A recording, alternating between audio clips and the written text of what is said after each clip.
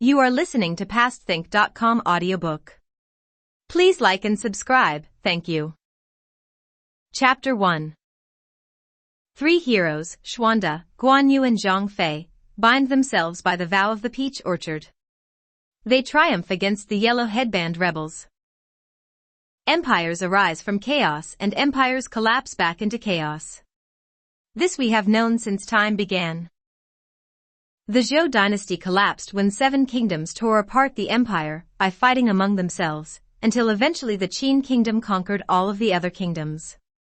But the Qin did not last long, and after them came the competing forces of Chu and Han. They also fought among themselves until the Han triumphed, uniting all under heaven into one empire again. Many years later, the empire was divided by an uprising, but unity was restored by Emperor Guangwu, and all was well again. Until, that is, the reign of Emperor Xian, when the empire split into 3 kingdoms. It was brought about by 2 previous bad emperors, Emperor Huan, who favored eunuchs over men of distinction and integrity, and Emperor Ling, his successor, who failed to support a palace conspiracy against the eunuchs, and the instigators were executed. From that time on the eunuchs were in complete control, and nobody could stop them. From early in the 2nd year of his reign the Emperor Ling was troubled by omens of bad fortune. There was a green snake which appeared and wrapped itself around the throne during a great ceremony, in later years a terrible thunderstorm which destroyed many buildings, and an earthquake which struck at the heart of the capital Luoyang, while floods crashed in on the coast. Reports arrived of hens turning into cocks, strange dark clouds filled the hall of gentle virtue, while a rainbow appeared in the jade chamber. The cliff face of a mountain collapsed. All these omens, and there were many others, were too numerous to be dismissed as simply isolated incidents. Despite warnings by loyal ministers, the emperor retreated into his palace, and a gang of eunuchs, called the 10 imperial attendants, took over. They were led by Zhang Rang, who was the emperor's favorite. Things became so bad that across the empire people's hearts and minds turned to thoughts of rebellion, and outlaws swarmed over the land like wasps. One of the rebellions is led by 3 brothers, Zhang Ju, Zhang Bao and Zhang Liang. Zhang Ju failed his imperial exam, and in despair took himself off to find solace and healing in the mountains. One day he meets an old man, a master of secret knowledge. He leads Zhang Ju into a cave, and there presents him with a divinely inspired book in 3 volumes. The old master says, "This is known as the peaceful way for the future. Heaven has chosen you to be its messenger, spreading its teachings throughout the land for this whole generation. But you must practice compassion. If you do otherwise, ill fortune will befall you." Zhang Ju wants to know who this old master is. "I am the old immortal from the sacred mountain of Huashan," he replies and, with that, disappears from sight. Zhang Ju applies himself to the study of the texts and soon, through the magic arts he acquires, such as being able to call up the wind and rain, he becomes known as the peaceful master of the way. In the last year of Emperor Ling's reign the plague strikes. The amulets and spells Zhang Ju distributes to the people are so successful that his fame spreads far and wide, and soon he has hundreds of thousands of followers. A song starts to be sung at this time. The blue heaven is dying. The yellow heaven arising. A new cycle is beginning. Bringing good fortune for all. Zhang Ju gives himself the title of great and esteemed leader. He decides to seize the moment and overthrow the dynasty. He has yellow banners made, agrees an auspicious date for the uprising, and sends one of his trusted disciples to the capital, where there are already supporters within the palace itself. He meets a senior contact within the palace and informs him about the planned uprising. But the disciple betrays him, all conspirators at the court are arrested, and the whole gang of rebels within the palace is imprisoned. With his plot uncovered, in desperation, Zhang Ju summons his troops. Calling himself Heaven's commander, he announces to his followers that a great sage will soon appear, and a new era will begin. From across the empire, hundreds of thousands of people respond to his call. They wear yellow cloth wrapped around their heads, and the sheer force of their rebellion causes the imperial troops to scatter, as if blown away by the wind. Zhangju's army invades the area where the governor is a man called Lu Yan, a distant member of the imperial family. He is advised to urgently issue a written proclamation in order to recruit an army of volunteers. The proclamation is posted up in Zhua County, where one man, a true hero, sees it. While he is not a scholar, he is a good man, generous, reserved and modest. His greatest aspiration is to befriend the worthiest men of the empire. He is a tall man, with arms that reach down below his knees. He has long earlobes, and his eyes are so wide apart he can actually see his own ears. His face is as pure as jade, while his lips are bright red. This man is called Xuanda, meaning mystic virtue. His family surname is Lu, and his given name Bei. His father died when he was young, leaving him and his mother in poverty despite being descendants of the imperial family. In order to survive, he wove mats and sandals which he then sold. They lived in a village named after its huge mulberry tree, 2 stories high, which looked like a canopy for an imperial carriage. Once a fortune teller foretold that a man of significance would emerge from this village. And one day, when he was a young child, playing under the canopy of the tree, Xuanda said, "When I am the son of heaven, my carriage will have a canopy just like this." His uncle, Lu Yuanqi, who took care of the poor family and often supported his nephew, commented that this was no ordinary child. At the age of 15, Xuanda's mother sent him away to school. Xuanda is 28 years old when he reads the proclamation posted by Governor Lu. As he is reading it, he sighs deeply. Then, suddenly, a voice behind him asks rather sharply, "Why such deep sighs? Surely a true man will serve the emperor at times of such danger." Turning round, Xuanda finds a man a little taller than him. His forehead is flattened like that of a panther, he has great round eyes, the heavy jowls of a swallow, a great hairy beard and mustache, a voice like thunder, and the energy of a prancing horse. "Who are you?" Xuanda asks, with a mixture of fear and astonishment. "My name," he says, "is Zhang Fei. For generations we've lived here on our farm, trading wine and pork. Now I'm looking for men of true spirit to join me, and when I heard you sighing in front of this proclamation, I decided to have words with you." Actually, Xuanda replies, "My name is Xuanda, family name Lu, so I'm related to the emperor. When I heard about all the trouble the Yellow Headband rebels were causing, I decided to go and help attack them and protect the people. I was sighing just then because I was worried about whether I could really help. And then you challenged me. I've contacts that could be used to recruit men from around here," says Zhang Fei. "So why don't we work together for this great cause? Now don't you think that's a good idea?" Xuanda is delighted, and to celebrate the two go off to an inn. While they are drinking they see an athletic-looking man pushing a wheelbarrow. He stops to rest at the inn. "I'm off to volunteer," he announces, after brusquely demanding some wine. Xuanda studies him with great interest. He is huge, with a 2-foot beard and red cheeks. His lips shine, and his eyes are slanted like those of the crimson phoenix, while his bushy eyebrows look like silkworms. With his size and his fearful bearing he is clearly a fighter, and it is no time before Xuanda invites him to join them at their table, and to tell them who he is. "My name is Guan Yu and I'm from Jielyang in Hedong," the newcomer says. "However, I had to leave there in a hurry after I killed a bully who was terrorizing the local people. I've been traveling for about 5 or 6 years now. And after I heard about the call to arms I decided to come to join up." Xuanda fills him in on his own plans, and Guan Yu is delighted. Zhang Fei invites them to leave the inn and go to his manor house nearby to make plans. When they get there, Zhang Fei tells them that there is a peach orchard behind the house. "It's in full flower at the moment," he says. "Why don't the 3 of us go there tomorrow, and make sacrifices to heaven and earth? We can bind ourselves to each other so that we can fulfill our destiny together, and fight side by side in our great adventure." Xuanda and Guan Yu agree completely with his plan. "Yes," they both say, as if with one voice.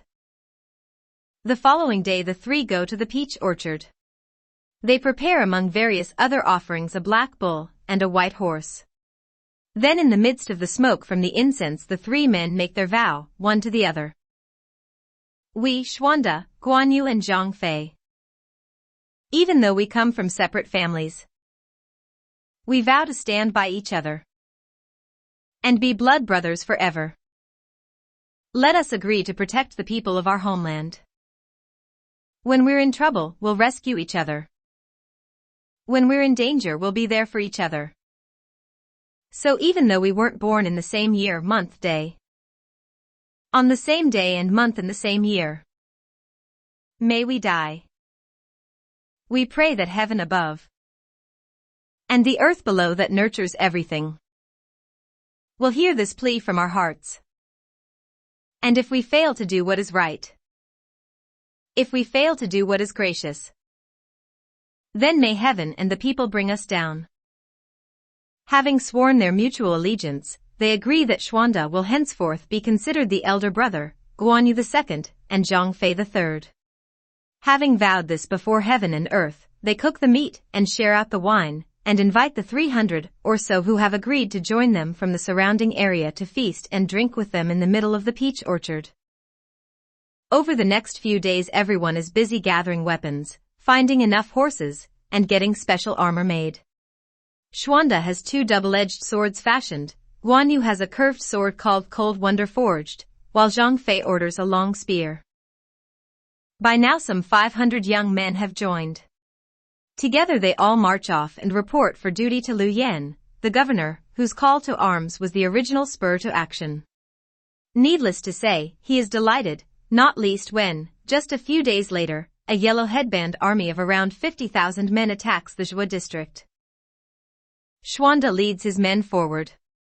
Flanked by Guanyu on his left and Zhang Fei to his right, he challenges the rebels, crying, "You traitors, surrender now." In the battle that follows, Zhang Fei slays the enemy champion with his giant spear, while Guanyu slices the champion's companion in 2.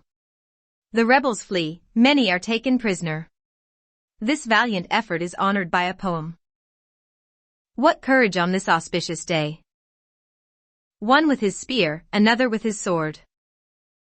In their first encounter, their bravery shines. A land split 3 ways will always sing of their success.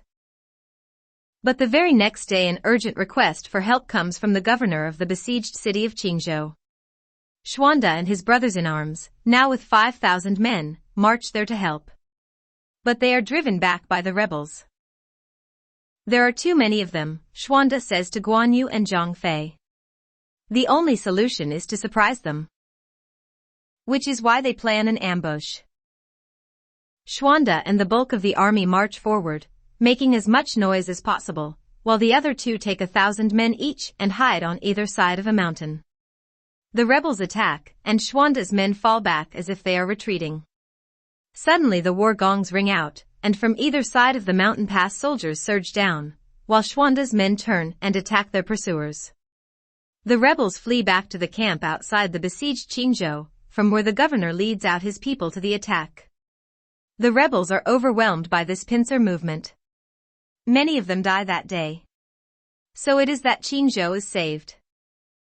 News now reaches the 3 men that the rebel leader Zhang Ju is attacking the neighboring city of Guanzhong, and that the city is defended by Xuanda's old teacher, Lu Ji.